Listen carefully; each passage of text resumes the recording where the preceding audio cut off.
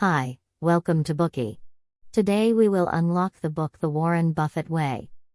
We believe that almost everyone has heard of the famous Sage of Omaha Warren Buffett. He was once named as the richest man on the Forbes World's Billionaires list in 2008, and has been included as one of the top 3 for several consecutive years. It is said that if you want to have lunch with him and listen to the teachings of the Sage of Omaha, you have to pay millions of dollars. Even so, there are still people who spare no expense. Berkshire Hathaway, the company he manages, ranks among the top 500 companies in the world. Its stock price has skyrocketed and has at times exceeded $300,000 per share. When the company convenes a shareholders' meeting, thousands of investors rush to Omaha to attend just to see their idol in person. Why has Buffett continually been at the top of the world's billionaires list and become an idol in the investment world? You might think the answer is obvious. It's because Buffett is good at investing and his investment performance has outperformed the Dow Jones Industrial Average for decades. Buffett has used his time to prove his value and investment philosophy. Listening to his teachings is like standing on the shoulders of a giant. However, have you ever wondered why Buffett is so good at investing? Is it because of his inherent investment talent? In fact, Buffett was not as legendary when he started out as he is now. He was merely a small shareholder in the stock market just like us. He would get depressed when stock prices decreased and happy when they increased.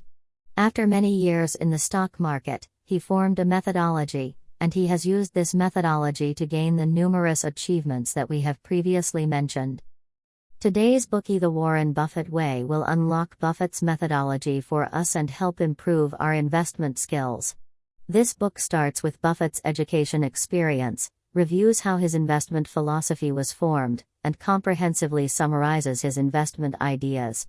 The book uses these concepts to analyze Buffett's famous investment cases, allowing us to better understand his investment concepts.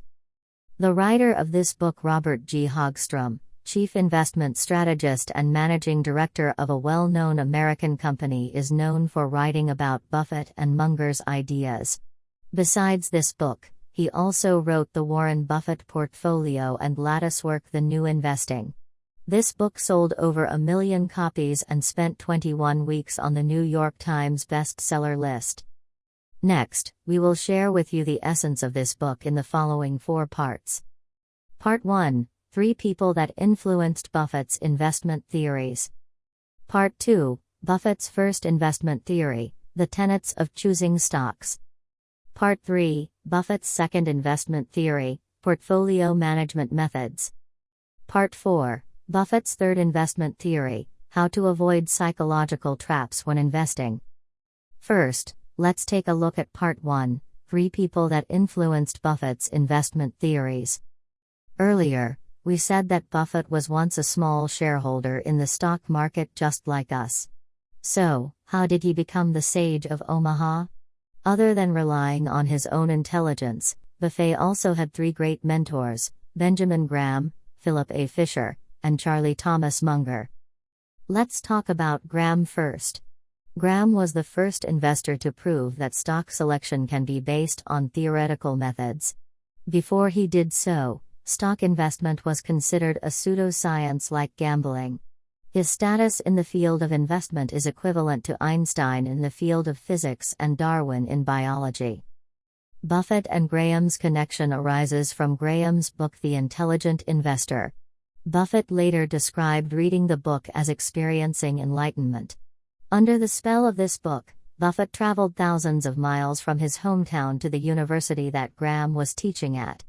At the university, Graham not only taught Buffett the difference between investment and speculation, but also taught Buffett an important investment saying, "Don't lose."